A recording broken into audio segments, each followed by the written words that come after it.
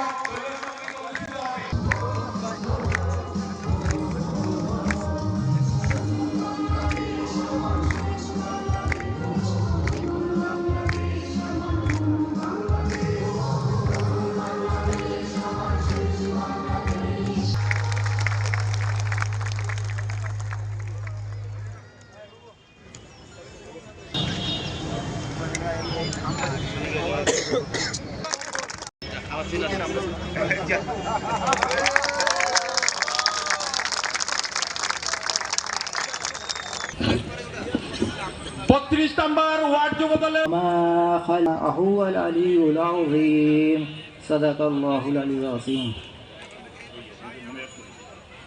এ পর্যায়ে মোনাজাত দেশনেত্রী বেগম খালেদা জিয়ার সুস্থতার কামনায় এবং বাংলাদেশ জাতীয়তাবাদী দল কেন্দ্রীয় কমিটির কাজ করা তৌফিক দান করুন হে আল্লাহ। মিরাজ ভাই, জুয়েল ভাইকে আল্লাহ নেক হায়াত।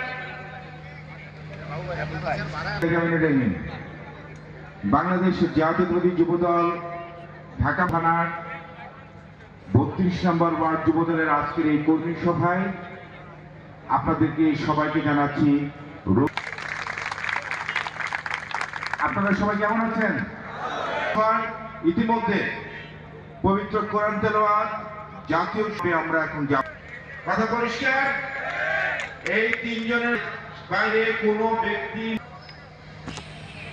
আজকে অনুষ্ঠানকে সফল করার জন্য যে দিক নির্দেশনা উনি দিয়েছেন, আমরা আমাদের মোহাম্মদপুর থানার 3টি ওয়ার্ডের কর্মী সভায় আমরা উপস্থিত ছিলাম। আমরা অত্যন্ত সফলতার সাথে সর্বোচ্চ ধৈর্য নিয়ে সকল প্রোগ্রাম শেষ করেছি। আমরা আমাদের এমপির ভারপ্রাপ্ত চেয়ারম্যান তারেক আমি আপনার দৃষ্টি ৩৮ নং এগিয়ে যাব, আপনি আমাদেরকে দিক নির্দেশনা দিবেন। আপনার আমি এই বলে আমার বাংলাদেশ জাতীয়বাদী যুবদল জিন্দাবাদ, জিয়া সুস্থ হই, আবার জিন্দাবাদ, শহীদ রাষ্ট্রপতি জিয়া রহমান জিন্দাবাদ, জিন্দাবাদ। আসসালামু আলাইকুম।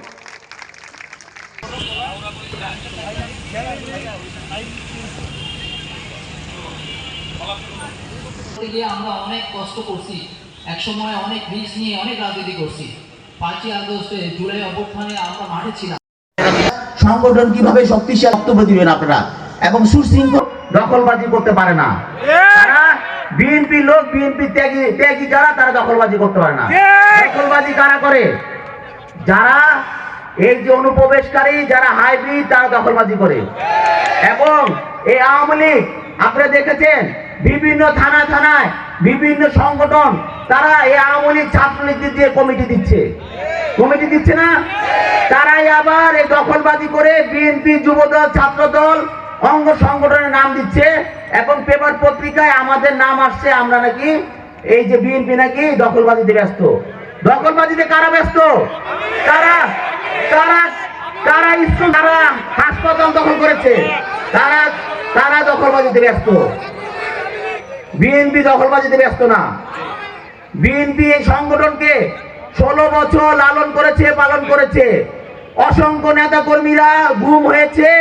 এই যে আপনাদের এই যে আমাদের মঞ্চে 3টা কেস, এই দেখে আমার কষ্ট হয়েছে যে কেস দিয়ে কিভাবে এই যে শহীদ পরিবার বসা, কিভাবে তাকে ফেলে দিয়েছে। এটা মনে আছে আপনাদের? যদি মনে থাকে, এই দলে আশ্রয় দেওয়া যাবে না, এবং যারা আশ্রয় দেয় তাদেরকে আপনারা প্রতিহত করবেন। আপনারা নিজ হাতে প্রতিহত। হোসেন কালু, আমরা কি এই কেস দিয়ে তাদের দুঃখ দুর্দশা দূর করতে পারবো না। কোনো কিছুতে পারা যাবে না। এই যে তার বাচ্চা বসা, বাবা নাই, তাদের জীবন কিভাবে চলবে? আমাদের সহযোগিতা করতে হবে। ভারপ্রাপ্ত চেয়ারম্যান কি বলেছে, যদি বিএনপি এই দেশের দায়িত্বে আসে তাহলে যে ধৈর্য হারাচ্ছে ওই যে অনুপ্রবেশকারীরা বিভিন্ন কুমতলব দিয়ে আমাদের নেতা কর্মীদের বিভ্রান্ত ছড়াচ্ছে যে চাঁদাবাজি দখলবাজি দেবে। শেষ নয়, ওই যে স্বৈরাচারী সরকার বিদেশে বসে বসে, দিল্লিতে বসে বসে নানা ষড়যন্ত্রে ব্যস্ত। এই যে তাদের অনুপ্রবেশকারীরা তাদের দূষকদের বিভিন্ন ধরনের এই ভিডিও ফুটেজ পাঠিয়ে এই যে বিভিন্ন পরামর্শ দিয়ে মাঝে মাঝে রাস্তা ছেড়ে দেয়, 4-5 মিছিল করে আবার মুখোশ করে আবার গায়েব। বিএনপি ক্ষমতা আসলে একদিনে কয়েক লক্ষ আমুকের লোক মারা যাবে, মরেছে, বেড়ে যায়।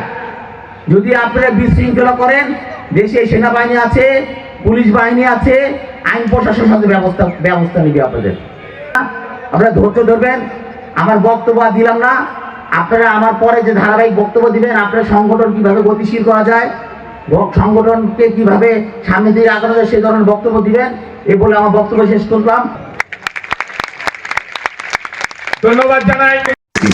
কারণ আপনারা 28 অক্টোবর পরবর্তী আন্দোলন সংগ্রামে আপনারা যে কটি থানা ঢাকা মহানগর উত্তর যুবদল আন্দোলন সংগ্রামে নেতৃত্ব দিয়েছে, তাদের মধ্যে অন্যতম একটি সফল থানা ছিল মোহাম্মদপুর থানা যুবদল। এবং 16 জুলাই পরবর্তীতে মাফিয়া ফ্যাসিস্ট হাসিনাকে বাংলাদেশ থেকে বিতাড়িত করার জন্য ছাত্র জনতার যে গণ অভ্যুত্থানে যারা সফলভাবে নেতৃত্ব দিয়েছে, যারা মোহাম্মদপুরে রণাঙ্গনে যারা এক পাও পিছপা হয়নি, বুকের তাজা রক্ত ঢেলে দিয়ে যারা হাসিনার বিরুদ্ধে বুক চিতিয়ে লড়াই করেছে, তাদের মধ্যে অন্যতম হচ্ছে মোহাম্মদপুর থানা। আমি আমার ব্যক্তিগত পক্ষ থেকে আবার ধন্যবাদ জানাচ্ছি। আমি পাশাপাশি আজকের এই করছি 29 অক্টোবর হরতালে টাউন হল মার্কেটে পিকেটিংকালের সময়ে আমাদের যে যুবনেতা শহীদ হয়েছেন, স্মরণ করছি শহীদ আব্দুর রশিদকে, শ্রদ্ধাভরে স্মরণ করছি আরেক যুবনেতা শহীদ ইসমাইল হোসেন কালুকে, এবং শ্রদ্ধাভরে স্মরণ করছি আরেক যুবনেতা শহীদ আক্তার হোসেনকে। আমরা আজকের এই কর্মী সভার মাধ্যমে তাদের আত্মার মাগফিরাত কামনা করছি।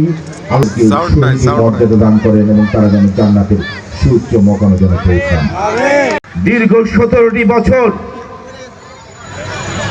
আমাদের অনেকের সহযোদ্ধার রক্তের বিনিময়ে সারা দেশে আমাদের 3000-এর নেতাকর্মী ক্রস ফায়ারে এবং বন্দুক যুদ্ধে মারা গেছে। সারা দেশে গত 17টি বছর আমাদের বিএনপি, যুবদল, ছাত্রদল, স্বেচ্ছাসেবক দলের 1200 নেতাকর্মীকে গুম করা হয়েছে। এবং সর্বোপরি 16 জুলাই পরবর্তীতে 5ই আগস্ট পর্যন্ত আমাদের 500-এর বেশি নেতাকর্মী এই মাফিয়া ফ্যাসিস্ট হাসিনার বিরুদ্ধে আন্দোলন করতে গিয়ে লড়াইয়ে শহীদ হয়েছেন। আজকের এই আন্দোলনকে যারা একটি বিশেষ ছাত্র সংগঠন যাদের নিজেদের একক কৃতিত্ব বলে দাবি করছে, আমি তাদের উদ্দেশ্যে বলতে চাই, আর গত 17 বছর মাফিয়া ফ্যাসিস্ট হাসিনা বাংলাদেশে যে একটা ত্রাসের রাজত্ব কায়েম করেছিল, তারা বাংলাদেশকে যে একটা ভারতের তাবেদারে রাষ্ট্র পরিণত করেছিল, বাংলাদেশের মানুষের মৌলিক অধিকারগুলো তারা হরণ করেছিল, বাংলাদেশের মানুষের বাক স্বাধীনতাকে তারা কেড়ে নিয়েছিল, এবং সর্বোপরি বাংলাদেশের আলেম সমাজ তথা বাংলাদেশের ইসলামকে তারা গলা টিপে ধরে রেখেছিল। এমনকি সেদিন আমরা দেখেছি গত 17 বছরে মসজিদের ইমাম সাহেবরা যখন জুম্মার দিনে খুতবা দিতেন, তখনও আওয়ামী লীগের নেতারা তাদের হাতে খুতবার কাগজ ধরে দিতেন কি বলে খুতবা দিতে হয়। সেই 17 বছরের আওয়ামী লীগের সে ফ্যাসিস্ট চরিত্রের বিরুদ্ধে আমাদের দেশনেত্রী বেগম খালেদা জিয়া এবং আমাদের নেতা জনাব তারেক রহমান গত 17 বছর যে আন্দোলন দিয়েছে, সে আন্দোলন করেছেন, নেতৃত্ব দিয়েছিলেন। সেই আন্দোলনে বাংলাদেশ জাতীয়তাবাদী দল এবং বাংলাদেশ জাতীয় যুব দলের প্রতিটা নেতা কর্মী সেই আন্দোলনের সাড়া দিয়ে আমরা 17 বছর আমরা সে রক্ত চক্ষু উপেক্ষা করে বুকের তাজা রক্ত ঢেলে দিয়ে আমরা আওয়ামী লীগের বিরুদ্ধে আমরা রাজপথে আন্দোলন করেছি। কখনো আমরা আপোষ করিনি, কখনো আমাদেরকে কেউ পিছপা করাতে পারিনি। আজকে একটি ছাত্র সংগঠন 20 দিনের আন্দোলন করে তাদের সেই শেখ হাসিনার পতনটাকে তারা নিজেদের কৃতিত্ব বলে দাবি করছে। 5ই আগস্টে সেই হাসিনা পালিয়ে যেতে বাধ্য হয়। আমি আজকে এখানে একটা কথা অত্যন্ত পরিষ্কার করে বলতে চাই, 16 জুলাই যখন ছাত্র আন্দোলনের যখন সেটা দাবানল সারা দেশে যখন ছড়িয়ে পড়লো, 19 জুলাই সারা বাংলাদেশে যখন সেই ছাত্র জনতার আন্দোলন স্ফুলিঙ্গের মতো সারা দেশে যখন ছড়িয়ে পড়লো, বিশেষ করে বেগম রোকেয়া বিশ্ববিদ্যালয়ের ছাত্র আবু সাইদে যখন বীর দর্পে নিজের বুকটাকে পুলিশের গুলির সামনে দিয়ে বুকটাকে ঝাঁঝরা করে তিনি যেদিন শহীদ হলেন, বলা চলে সেই দিন থেকে কিন্তু আন্দোলন সারা দেশে ছড়িয়ে পড়ে। কথাটা ঠিক আছে কিনা?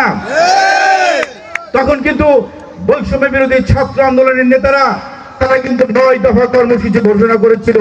সেই কোথাও কিন্তু শেখ হাসিনা সরকারের পদত্যাগের কথা কিন্তু লেখা ছিল না। সেই 9 দফার মধ্যে তারা কোটা সংস্কার চেয়ে আন্দোলনটা যখন সারা বাংলাদেশে যখন দাবানলের মতো ছড়িয়ে পড়লো, 21 জুলাই পরবর্তীতে ঢাকা বিশ্ববিদ্যালয় থেকে কিন্তু বৈষম্য বিরোধী ছাত্র আন্দোলনের নেতারা তারা পুলিশে হামলার মুখে তারা কিন্তু সবাই আত্মগোপনে চলে গিয়েছিল, অথবা কেউ কেউ কিন্তু তারা কিন্তু বিভিন্ন ভাবে তারা কিন্তু আত্মগোপনী ছিল কিনা?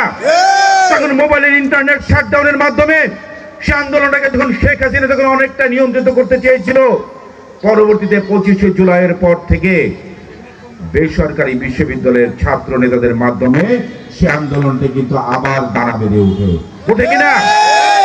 এর পরবর্তীতে ছাত্র জনতা গণ অভ্যুত্থানের মহানায়ক যে আন্দোলনের সফল রূপকার, সে হচ্ছে আমাদের নেতা বিএনপির ভারপ্রাপ্ত চেয়ারম্যান জনাব তারেক রহমান।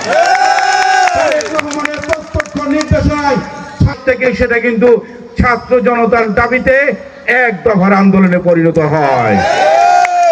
তাহলে আজকে একটি ছাত্র সংগঠন তারা যদি তাদের আজকে একক কৃতিত্ব বলে দাবি করে, আপনারা ভুল করবেন। আশা করি 1971 সালের মুক্তিযুদ্ধে আওয়ামী লীগ যেমন মুক্তিযুদ্ধকে তারা একক কৃতিত্ব বলে দাবি করেছিল, সে একক কৃতিত্ব দাবি করার জন্য তারা রাজনীতি থেকে তারা কিন্তু 21 বছর নির্বাচিত ছিল 1975 থেকে 1996, মনে আছে? পরবর্তীতে তারা যখন ইতিহাস বিকৃত করে আবার সেটাকে তারা নিজের বাপ দাদার সম্পত্তি বলে কিন্তু কাপুরুষের মতো মালবাহী হেলিকপ্টারে করে লেজ গুটিয়ে ভারতে পালিয়ে গেছে। বলতানকে যদি নিজের একক কৃতিত্ব দেন, আপনারা কিন্তু সে আওয়ামী লীগের মতোই আগস্ট পর্যন্ত আপনারা আন্দোলনের সামনে থেকে যেভাবে নেতৃত্ব দিয়েছেন, আপনাদের প্রতি উদাত্ত আহ্বান জানাবো, শুধু আন্দোলন করে নেতৃত্ব দিলেই হবে না, দেশ গড়ার লক্ষ্যে আপনাদেরকেও এখন থেকে প্রস্তুত হতে হবে, কল্যাণমূলক কাজ করতে হবে। আপনাদেরকে জনসম্পৃক্ত থেকে কিভাবে মানুষের ভালোবাসা অর্জন করা যায়, আপনাদের আজকে থেকে এখন থেকে সেইভাবে আপনাদের নিজেদেরকে গড়ে তুলতে হবে। মনে রাখবেন, ফ্যাসিস্ট হাসিনাকে পতনের জন্য আপনারা যেমন আন্দোলনে নেতৃত্ব দিয়েছেন, আমি বিশ্বাস করি 32 নম্বর ওয়ার্ড যুবদল তথা মোহাম্মদপুর থানা যুবদলের নেতাকর্মীরাও তারা আমাদের নেতা জনাব তারেক রহমানের নির্দেশনায় আপনারাও এখন থেকে জনগণের জন্য জনকল্যাণমূলক কাজের জন্য আপনারা জনসম্পৃক্ত থাকবেন। এখন থেকে কিভাবে মানুষের ভালোবাসা অর্জন করা যায়, আপনারা এখন থেকে সেই লক্ষ্যে নিজেদেরকে প্রস্তুত রাখবেন। মনে রাখবেন, বিএনপির সকল ক্ষমতার উৎস হচ্ছে এদেশের জনগণ। আওয়ামী লীগের মতো অন্যান্য দলের বিদেশে ভাগায়, তাই আমাদের মমতাময়ী মা বেগম খালেদা জিয়া 3 বারের প্রধানমন্ত্রী থেকে বাংলাদেশের জনগণের জন্য নিজেকে কিন্তু উৎসর্গ করেছিলেন এবং বাংলাদেশের জনগণের জনকল্যাণমূলক কাজ উনি কিন্তু করেছিলেন। এবং সেই লক্ষ্যে আমাদের নেতা বিএনপির ভারপ্রাপ্ত চেয়ারম্যান তারেক রহমান সেই লক্ষ্যে কিন্তু আগামী দিনের রাষ্ট্র কাঠামো মেরামতের লক্ষ্যে 31 দফা দিয়েছেন। আপনারা 31 দফা পড়েছেন? সেই 31 দফা আপনাদেরকে ভালো করে পড়তে হবে। আগামী দিনে একটি গণতান্ত্রিক পরিবেশে বাংলাদেশে যে নির্বাচন হবে, সেই নির্বাচনে ইনশাল্লাহ জনগণের ম্যান্ডেট নিয়ে বিএনপি সরকার গঠন করলে 31 দফার আলোকে বাংলাদেশের রাষ্ট্র কাঠামো মেরামত করা হবে। বৈষম্য থাকবে না, একটি সাম্য মানবিক বাংলাদেশ গঠন করা হবে। সেই বাংলাদেশে মানুষের বাক স্বাধীনতা থাকবে, সেই বাংলাদেশে দ্রব্যমূল্যের দাম মানুষের হাতের নাগালে থাকবে, মানুষকে কখনো একটি অসহনীয় জীবন যাপন করতে হবে না। সেই বাংলাদেশের যে সমস্ত শিক্ষিত বেকার আছে তাদেরকে প্রশিক্ষণের ব্যবস্থা করে তাদেরকে কর্মসংস্থানের সৃষ্টি করা হবে এবং তাদেরকে কর্মসংস্থান সৃষ্টি করার আগ পর্যন্ত তাদেরকে বেকার ভাতা দেওয়া হবে। সেই বাংলাদেশের সকল শ্রেণী পেশার মানুষ তারা সমান নাগরিক অধিকার তারা ভোগ করবে এবং বাংলাদেশের প্রধান ধর্মের বিরুদ্ধে কেউ যেন কথা বলতে না পারে সেই ব্যবস্থা করা হবে। আর কোনো আলেম সমাজকে যেন জেলে যেতে না হয় তাদেরকে সেভাবে সুরক্ষিত করা হবে। পাশাপাশি বাংলাদেশের যে সকলের সংখ্যালঘু রয়েছে তাদেরকে বাংলাদেশের সমান নাগরিক সুবিধা তাদেরকে প্রদান করা হবে। তারাও যেন বাংলাদেশে সংখ্যালঘু না ভেবে তারা যেন বাংলাদেশের আমাদের মতো যারা যেন সেভাবে তারা নাগরিক সুযোগ সুবিধা পায় তাদেরকে নিশ্চিত করা হবে। সর্বোপরি আপনাদের উদ্দেশ্যে বলে যেতে চাই, জনগণের পাশে থাকুন, জনকল্যাণমূলক কাজ করুন, জনসম্পৃক্ত থাকুন, মানুষের ভালোবাসা অর্জনের চেষ্টা করুন। এবং আপনাদেরকে আরেকটি কথা হুঁশিয়ারি দিয়ে বলে যেতে চাই, আপনাদের কারো কোনো কর্মকাণ্ডের দ্বারা যদি জনগণের দুঃখ দুর্দশা যদি বৃদ্ধি পায়, বাংলাদেশ জাতীয়তাবাদী যুবদল তার বিরুদ্ধে তাৎক্ষণিক সাংগঠনিক ব্যবস্থা গ্রহণ করে আমরা ক্ষান্ত হব না। আমরা আইনের হাতও আমরা তুলে দেব। আব্দুর রশিদের পরিবারকে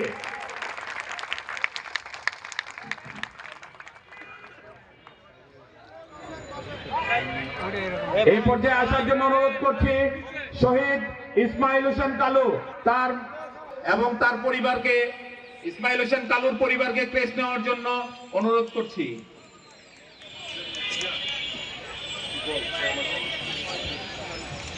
ইসমাইল হোসেন কালু যখন শহীদ হন তখন তার পাশে ছিল আমাদের 33 নম্বর ওয়ার্ড যুবদলের যুগ্ম শহীদ আখতার হোসেনের পরিবারকে